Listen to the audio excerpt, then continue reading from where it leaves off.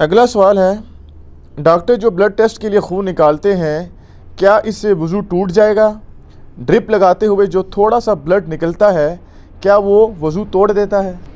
اس سے نہ وضو ٹوٹے گا اور نہ روزہ ٹوٹے گا۔ صحیح بخاری میں تعلیقاً موجود ہے، ابن عباس کا قول، مصنف ابن ابی شیبہ، سنن کبریٰ البیہقی میں ڈیٹیل سے موجود ہے کہ ابن عباس کہتے ہیں کہ جسم میں کوئی چیز داخل کرنے سے روزہ ٹوٹتا ہے، نکالنے سے نہیں ٹوٹتا۔ تو روزہ بھی نہیں ٹوٹے گا اگر خون کسی کا نکل آئے نکالے بلڈ ٹیسٹ کے لیے، یا ڈرپ لگائیں گے تو ظاہر ہے وہ تو داخل کر رہے ہیں، اس سے تو آپ کا روزہ ٹوٹ جائے گا۔ رہا وضو، تو وضو خون نکلنے سے نہیں ٹوٹتا۔ خون نکلنے سے، خون جو نکل رہا ہوتا ہے وہ خون پاک ہے، اس کو صرف پینا حرام ہے، جو قرآن حکیم میں کم از کم 4 مقامات پہ ہے کہ تمہارے لیے حرام ہوا خنزیر کا گوشت، بہتا ہوا لہو، مردار، اور وہ حلال چیز بھی جس پہ غیر اللہ کا نام لیا جائے قربان کرتے وقت۔ یہ 4 چیزیں حرام کی گئی ہیں۔ بہتا ہوا لہو پینا حرام ہے، اور صرف بہتا ہوا جو ذبح کے وقت نکلتا ہے۔ جو ہڈیوں کے اندر، گوشت کے اندر چمٹا ہوا ہوتا ہے، جو پک جاتا ہے، وہ خون حلال ہے۔ بہتا ہوا لہو جو ہے وہ حرام ہے پینا، لیکن ناپاک نہیں ہے، وہ پاک ہی ہے۔ پاک کا ثبوت کیا ہے؟ اصل میں جن لوگوں نے وضو توڑنے کا مسئلہ نکالا، یہ امام حنیفہ کا صرف موقف ہے، باقی تینوں اماموں کا اور حدیث کے سارے اماموں کا یہ موقف ہے کہ خون سے وضو نہیں ٹوٹتا۔ امام حنیفہ نے چونکہ خون کو ناپاک سمجھ لیا تو اس کی کورالری پھر یہ نکلی کہ انہوں نے کہا کہ جتنی ناپاک چیزیں جسم سے نکلتی ہیں نا وہ وضو توڑ دیتی ہیں۔ وہ کہتے ہیں پیشاب دیکھیں ناپاک ہے، وضو توڑ دیتا ہے۔ تھوک پاک ہے، تھوک نکلنے سے وضو نہیں ٹوٹتا۔ ناک کوئی صاف کرتا ہے اسے وضو نہیں ٹوٹتا کیونکہ یہ پاک ہے۔ تو کہتے ہیں خون چونکہ ناپاک ہے، یہ کورالری انہوں نے بنائی کہ ناپاک ہونے کی وجہ سے اس کا لازمی نتیجہ ہے کہ یہ وضو توڑ دے گا۔ وہ چونکہ بنیاد ہی غلط ہے کہ وہ ناپاک ہے، یہ غلط ہے، ورنہ تو صحابہ کرام کے لیے مصیبت کھڑی ہوتی، جو بیچارے ہر وقت زخموں میں ہی رہتے تھے، جہادوں میں ہی رہتے تھے، ان کی تو مصیبت کھڑی ہوتی۔ امام بخاری نے صحیح بخاری میں باقاعدہ باب باندھا ہے کہ خون پاک ہے، اور ابو داؤد میں تو وہ حدیث بڑی مشہور ہے، شروع میں آپ کو پہلے جلد میں ہی مل جائے گی، کہ ایک صحابی کو ایک زخم کے دوران، ایک جنگ کے دوران وہ پیرے پہ معمور کیا نبی علیہ السلام نے، تو کافروں نے رات کے وقت حملہ کیا، ان کو تیر لگے، ان کا جسم سے خون نکلنا شروع ہوا، لیکن وہ نماز پڑھ رہے تھے اس حالت میں۔ انہوں نے نماز تسلی سے اپنی مکمل کی، بعد میں آئے، جسم خون و خون تھا، تو دوسرے ساتھیوں نے کہا آپ ہمیں جگا لیتے ہیں۔ تو انہوں نے کہا کہ میں نے ایک صورت شروع کر لی تھی، تو میں نے یہ برا سمجھا کہ میں اس کو مکمل کیے بغیر جو تہاڈی فون کال واجے تے تہاڈی نماز نہ مختصر ہو جاندی ہے، ان کو تیر لگ رہے ہیں۔ اس حدیث سے امام ابو داؤد نے باب باندھا ہے کہ خون نکلنے سے وضو نہیں ٹوٹتا، ورنہ تیر لگے تو کتنا بہتا ہوا ہی خون نکلا ہے نا، خالی چھوٹا سا خون تو نہیں تھا، بہتا ہوا لہو تھا۔ یہ حدیث اس بات کا ثبوت ہے کہ خون نکلنے سے وضو نہیں ٹوٹتا، اور دوسرا یہ کہ خون پاک بھی ہے، جب خون پاک ہے تو وضو بھی نہیں توڑے گا۔ تو یہ صرف امام حنیفہ کا موقف ہے، اور یہ ان کا موقف شاذ ہے، باقی سارے امام شافعی، امام مالک، احمد بن حنبل اور اماموں کا کوئی کمال نہیں، حدیث ہے۔ یہ حدیث اگر آپ کو میں بتاؤں اور اماموں کے اقوال نہ بتاؤں، آپ بھی رزلٹ نکالیں گے، کوئی نہیں ٹوٹتا۔ یہ خام خواہ ہوا بنایا ہوا ہے جی، وہ جی ہم مسئلے کیسے پتہ چلیں گے جی، وہ بیوی کو ہاتھ لگانے سے ٹوٹتا ہے کہ نہیں ٹوٹتا، وہ سر بخاری مسلم میں موجود ہے۔ سیدہ عائشہ کہتی ہیں حجرہ تنگ تھا، نبی علیہ السلام نماز پڑھا کرتے تھے، اس وقت ہمارے گھروں میں چراغ نہیں ہوتے تھے، میں سامنے ہی لیٹی ہوتی تھی، جب آپ سجدے میں جانے لگتے میرے پاؤں ٹو دیتے، میں پاؤں سمیٹ لیتی، آپ سجدہ کرتے، جب قیام میں جاتے میں دوبارہ ٹانگیں سیدھی کر لیتی۔ تو امام بخاری نے باقاعدہ اس سے رزلٹ نکالا ہے کہ بیوی کو ہاتھ لگانے سے وضو نہیں ٹوٹتا، اور سامنے لیٹی ہوتی تھی سیدہ عائشہ۔ تو وہ مذاق پھر بناتے ہیں، وہ جی ایک بندہ تھا جی، وہ جب بیوی کو ہاتھ لگایا اس وقت وہ حنفی بن گیا، بعد میں تھوڑی دیر بعد اس کو ٹھوکر لگی، خون نکلا، پھر وہ شافعی بن گیا۔ تو آپ اپنے مرضی کے، سر ہم اپنے مرضی کے دین پہ نہیں چل رہے، نا مرضی کے دین پہ نہیں چل رہے، کتاب و سنت کے اوپر چل رہے ہیں۔ ادھر بھی ہم اپنے امام محمد رسول اللہ کو مانتے ہیں، ادھر بھی اپنے امام محمد رسول اللہ کو مانتے ہیں، اور آپ کے جو امام ہیں جن کو جہاں پہ غلطی لگی ہم ان کو چھوڑ دیتے ہیں۔ کیوں؟ کیونکہ نام ہے بابی، نام ہے بابی، میں ہوں مسلم علمی کتابی، خام خواہ مذاق بنایا ہوا ہے۔ اور یہ اتنے ڈرپوک ہیں اس طرح کے مسئلوں میں کہ فضائل اعمال کے اندر عرض کر دیں، انجینئرنگ بھی تھوڑی بہت کرنی چاہیے نا۔ فضائل اعمال میں صحابہ کرام کی جو ایک کمٹمنٹ کے اوپر جو واقعات انہوں نے نقل کیے نا، اس میں یہ بھی واقعہ نقل کیا ہے کہ نماز میں ان کی کیا کنسنٹریشن ہوتی تھی۔ یہ واقعہ انہوں نے ابو داؤد سے نقل کیا کہ جی وہ تیر لگتے رہے اور وہ نماز پڑھتے رہے، اور اس میں تو الفاظ ہیں ابو داؤد میں کہ وہ صحابی کہتے ہیں میں رات کو ڈیوٹی کر رہا تھا تو میں نے کہا ٹائم کیوں ضائع کروں، میں نفل کیوں نہ پڑھوں اتنی دیر کھڑے ہو کے، نیند بھی نہیں آئے گی اور قرآن بھی پڑھتا رہوں گا، چونکہ انہیں پتا تھا قرآن میں کیا ہے، عربی ان کی زبان تھی۔ اچھا یہ انہوں نے واقعہ لکھا کہ جی وہ ابو داؤد سے واقعہ تو ٹھیک ہے، تیر لگتے رہے، نماز پڑھتے رہے۔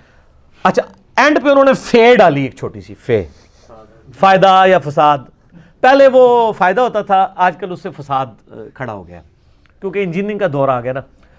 تو وہ فائدے میں لکھتے ہیں کہ جی اس سے یہ پتہ چلا کہ جو ہے نا وہ ان صحابی جو تھے نا ان کا یہ موقف تھا کہ خون نکلنے سے وضو نہیں ٹوٹتا۔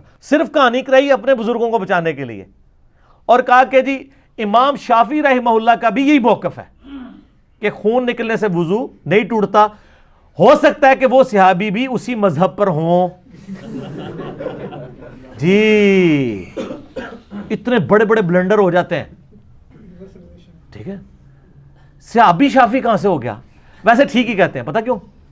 جنہوں نے لکھا ہے کہ حضرت عیسیٰ علیہ السلام فقہ حنفی پہ عمل کریں گے، ہائے ہائے ہائے نا اڑتے ایسی ایسی گلاں نہیں کہ تانوں ہر بندہ پوچھے گا کہ ساڈے بزرگ کتنی کہانیاں پا کے گئے نے۔ قاضی ثناء اللہ پانی پتی کا نام سنا ہوا نا، اس کے اوپر بڑا حنفیوں کو مان ہے کہ جی یہ وہ صوفی تھے جو عالم باعمل بھی تھے اور صوفی بھی تھے، اور ان سے بھی بڑا جس پہ مان ہے وہ انہی کے بزرگ ہیں آگے پیچھے 1034 ہجری میں مجدد الف ثانی، جنہوں نے اپنے آپ کو خود ہی 1000 سال کا مجدد ڈکلیئر کر دیا تھا، شیخ احمد سنندی۔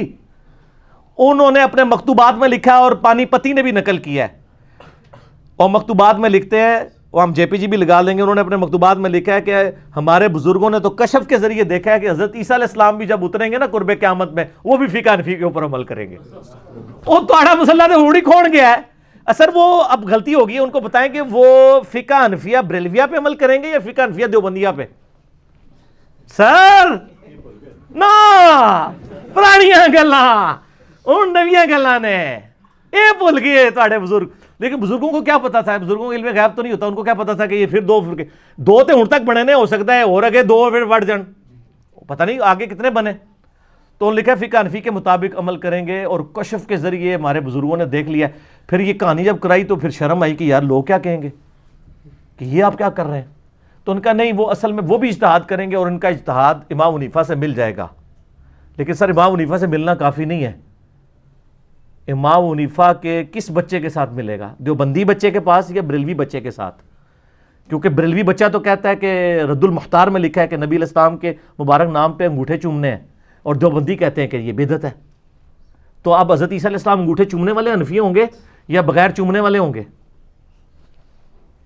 اس پہ میں 1 گھنٹہ بول سکتا ہوں، کہانی ہے، جھوٹ ہے۔ تو کہتے ہیں مل جائے گا اجتہاد، وہ تقلید نہیں کریں گے، سر نہیں کریں گے تو کہنے کی ضرورت نہیں ہے۔ لیکن کاش آپ کے بزرگوں نے یا آپ نے قرآن و حدیث پڑھا ہوتا۔ یہ تو ٹھیک ہے، بخاری مسلم دونوں میں حدیث ہے کہ حضرت عیسیٰ علیہ السلام تم میں قرب قیامت میں اتریں گے، وہ خنزیر کو قتل کر دیں گے، صلیب کو توڑ دیں گے، اسلامک سسٹم کو رائج کریں گے۔ لیکن سر اس کا ایک جو طریق ہے نا صحیح مسلم کے اندر، اس میں آگے بڑے زبردست الفاظ ہیں کہ جب وہ دنیا میں اتریں گے تو تمہارے، وہ راوی حدیث کہتے ہیں کہ وہ تمہارے نبی پہ جو اللہ نے کتاب نازل کی ہے نا، کتاب اللہ یعنی قرآن حکیم، کتاب اللہ اور تمہارے نبی کی سنت کے مطابق عمل کریں گے، سر فقہ حنفی کے مطابق نہیں عمل کریں گے۔ سر یہ جو 2-4 کہانیاں میں نے ان کی ایکسپوز کر دی اور آپ دیکھ رہے ہیں میں ہر ویڈیو میں کر رہا ہوں، یہ سر وہ ایٹم بم ہے جو ایک دفعہ ناگاساکی یا ہیروشیما پہ گرا ہے نا، تو جاپان جو اس وقت سپر پاور تھی نا اور جرمنی، وہ گھٹنے ٹیک گئی تھی امریکہ کے سامنے، اور ہم ہر لیکچر میں یہ ایٹم بم پھینک رہے ہیں کہ آپ کے بزرگوں کا یہ حال ہے کہ انہوں نے کہا کہ عیسیٰ علیہ السلام بھی فقہ حنفی پہ عمل کریں گے۔ تو جو حضرت عیسیٰ علیہ السلام کے لیے کر سکتے ہیں، اتنا بڑا رسک لے سکتے ہیں، ایک صحابی شافعی ہو گئے تو کیا ہوگا یار، وہ تو چھوٹا جرم ہے نا، وہ تو نبی تو نہیں نا، صحابی ہے نا، ٹھیک ہے۔ اور اس کی تعویل کریں گے، وہ کہیں گے جی وہ اسی مذہب پر ہوں گے، اس کا مطلب یہ ہے کہ وہ مذہب سیم ہے، مراد یہ نہیں کہ ان کے مقلد ہوں گے۔ آپ جتنی مرضی کہانیاں کریں، آپ کے الفاظ کا چناؤ ٹھیک نہیں ہے۔ لیکن حدیثیں ان کو کیسے پتہ ہوں؟ یہ بیچارے 7 سال فقہ حنفی پڑھتے رہتے ہیں، اینڈ پہ ایک دورہ حدیث کر دیتے ہیں۔ دورہ ایک دور تھا چائے کا، گزر گیا، اب یاد بھی نہیں کتنے سموسے کھائے تھے، کتنے کپ پیے تھے، گزر گیا۔ اب جو 7 سال چیز پڑھی وہ یاد رہے گی، یا جو آخر میں چند مہینے دورہ کیا وہ یاد کیا جائے گا؟ 7 سال مت مار چھڑ دینے، اینڈ تے حدیثاں پڑھ کے بھی نا کوئی نہیں، کوئی فرق نہیں پڑنا۔ جب آپ کو ایک کو پکا کر دیں گے ایک مسلک میں، پھر آپ حدیثیں اس لیے پڑھیں گے کہ ان حدیثوں کے جواب دیں بجائے ان حدیثوں پہ عمل کرنے کے۔